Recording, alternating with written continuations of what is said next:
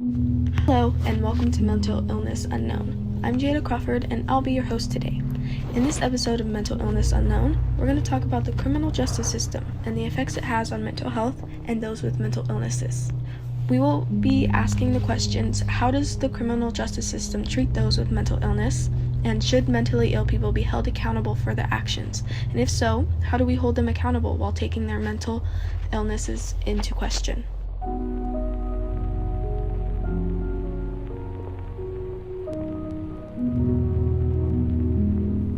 Hi, I'm Jessica Anderson. When reading about the criminal justice system from Bryan Stevenson, so many emotions and questions flew into our minds.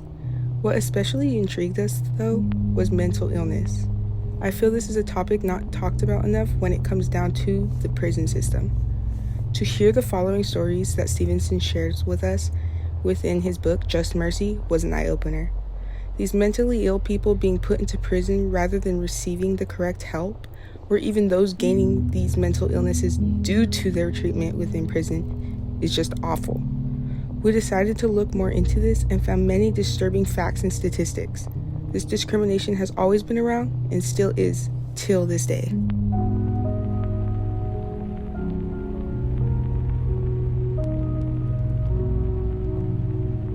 Okay, so what I want to discuss is how the criminal justice system treats those with mental illness. So, to start, let me define what I mean when I say mental illness. I mean more than depression and anxiety. I'm also talking about those with psychotic disorders like schizophrenia and antisocial personality disorder, or psychopaths and sociopaths, as well as those with developmental disorders and PTSD or complex PTSD. Now, I would like to bring up a specific case of Bryan Stevenson's. A man named Joe Sullivan was convicted of rape of an older woman at 13 years old. Now, he was 13 and reading at a first grade reading level. The way this came about, Joe had been convinced by a few of his older friends to rob a house. Now, his friends took some jewelry and some cash, and then they left. Later that afternoon, the older woman came back, and she was attacked and raped by several men. She never saw their faces, she only ever heard their voices. A few hours later, Joe and one of his friends had been picked up by the police and found a few of the older woman's jewelry on Joe's friend. Unfortunately, Joe was the only one convicted of the rape, even though one of the boys had in his history accounts of violent acts against others. Joe's lawyer had failed to bring up the fact that he was mentally incompetent, and so he was sentenced to life without parole. Now, Joe's case is one of the only cases where a 13-year-old was sentenced to life without parole with a crime not involving a killing. And while in prison, he was sexually assaulted and abused to the point where he ended up paralyzed and in a wheelchair. Years later, he wrote a letter to Bryan Stevenson and asked him for help. Now, when Bryanson described the letter, that he described the handwriting as though it had been written by a child. So he decided to go and visit him, and when he did, he found Joe in a metal cage. And the guards were unable to get him out because his wheelchair had gotten stuck on the sides of the cage. The guards had discussed a few different ways to get him out, such as tilting the entire cage on its side to be able to pull him out. Eventually, they had a few of the other inmates to help get Joe out of the cage. Now, the entire time, Joe could be heard moaning and whimpering in obvious discomfort. When Stevenson asked one of the guards why he was locked in a cage, the guard responded with, quote unquote, "Lifer. All lifers have to be moved with higher security protocols."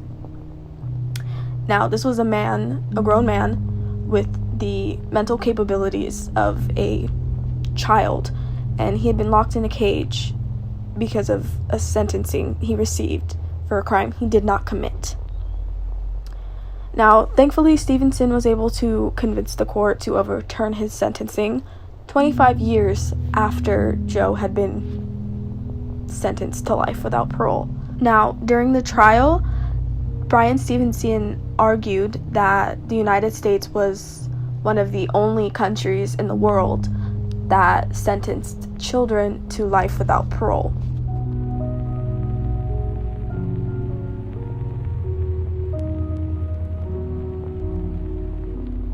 Greetings everyone, my name is Oceana Tao, and today we have a special guest. Our special guest will explain how many people are affected by mental health due to the criminal justice system. Please welcome our very well guest, Bob. Hello everyone, my name is Bob. It's good to be here. I am a therapist for prison mates. Yes, with how Oceana had said, it is unfair that the criminal justice system is towards the minorities. People in prison are heavily affected by it. About almost 50% of people in prison have a disorder of mental health, and this is all due to the trauma in prison that they each go through. In the book, Just Mercy by Bryan Stevenson, he stated in his book how a teenager named Joe was sentenced to an adult prison where he was repeatedly raped and sexually assaulted. Doctors later concluded that his neurological disorder might have been triggered by trauma in prison. The evidence is one of the many ways how people in prison develop a sort of mental health issue. In prison, I have heard countless stories of people wishing they were out of prison because of the things they have gone through from other inmates and security guards have done. Okay, but how does the criminal justice system play a role in the mental health? The audience is aware of what can be causes for mental health in prison, Bob, but how does the criminal justice play a role in it? Well, as I said, the criminal justice system plays a major role in mental health for people in prison because most people in prison are accused of crimes they have not committed, one of it being black people. African American, also known as black people, for the longest time have been accused for crimes they have not committed and was sentenced for an execution or lifetime in prison. The social justice system plays a big role for those in prison due to the unfairness in trials and the trauma that those people will go through during imprisonment. Another evidence that I have found in being a therapist in prison for many years is about an average of 27,200 people in just a year have been sent to prison for crimes that they did not commit. And this is all due to a lack of accountability for police and prosecutors, reliance on junk science and mistaken eyewitnesses, and the indigent defense crisis that are major contributors to wrongful convictions that have undermined the credibility of our system and ruined the lives of innocent men and women. This clearly states from a source and from being a therapist that because people are being wrongfully accused of crimes they did not commit, the wrongful convictions from the social justice will affect those that are going to be imprisonment, and the lives of innocent people are not going to be prepared for what will happen in prison, as prison is one of the things that lead to the trauma and mental health that will happen to those people in prison.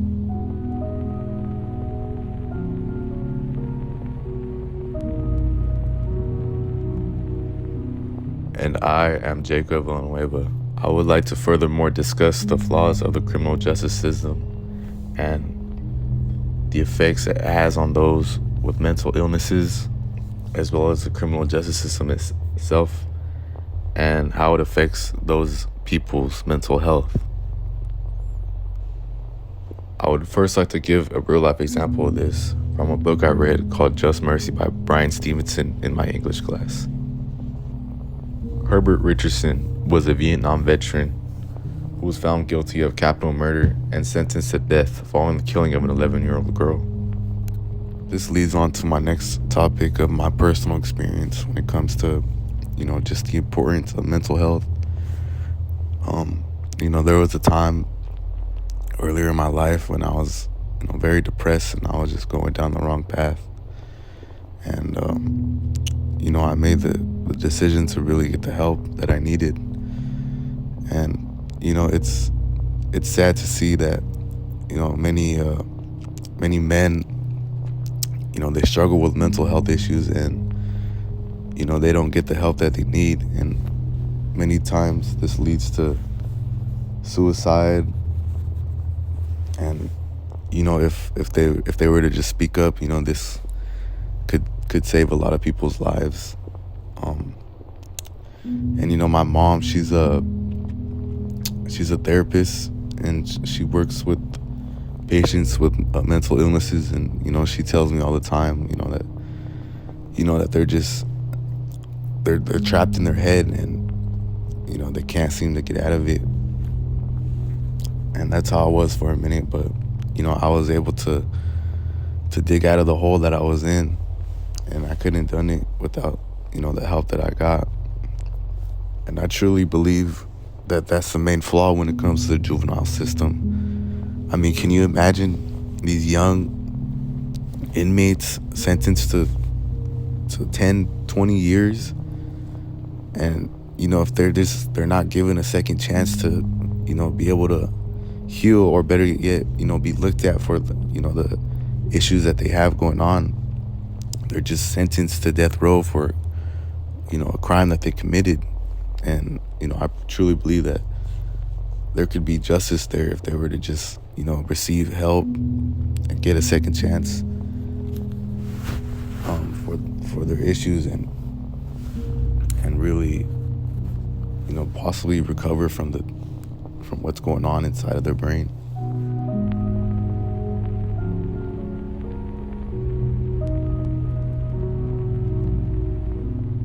An example of mental illness before prison without any proper treatment would be the case of Trina Garnett.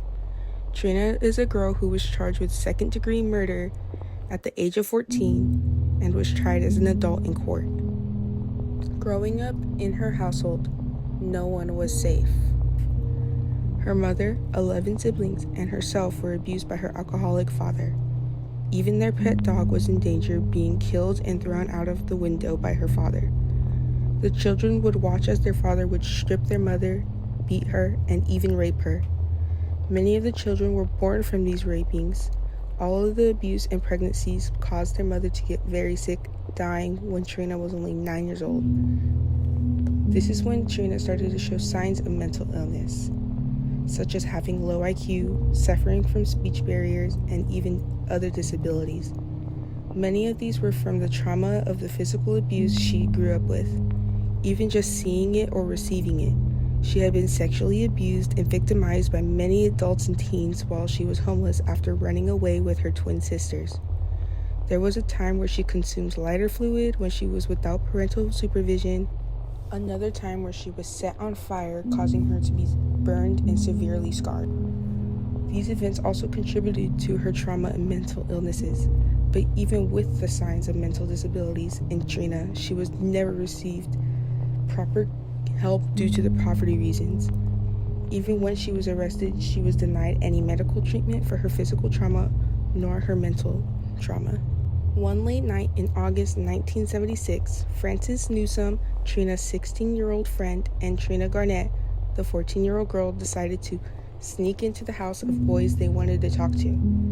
These boys were forbidden from being friends with Trina, which caused them to be so sneaky. In order to see around the house, Trina lit a match to find her ways to the boys. This is when she accidentally set the home on fire, causing the two boys to die in their sleep from suffocation due to the smoke. The trauma from the event caused Trina to be unable to speak. Even with these disabilities, unable to even form the intent murder, she was charged with for the crime. The court decided to ignore the fact that she was unable to stand trial due to her inability to speak.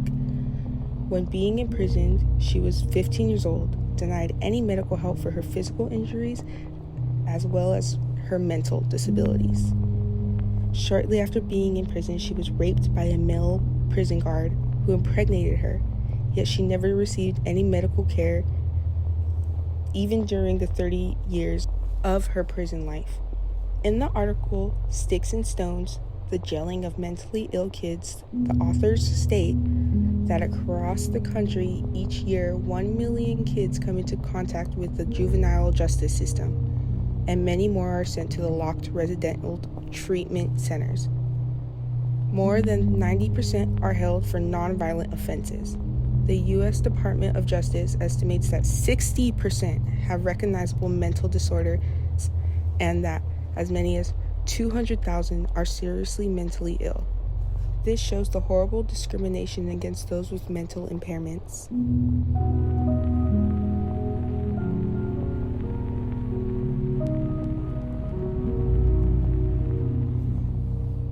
Mentally ill people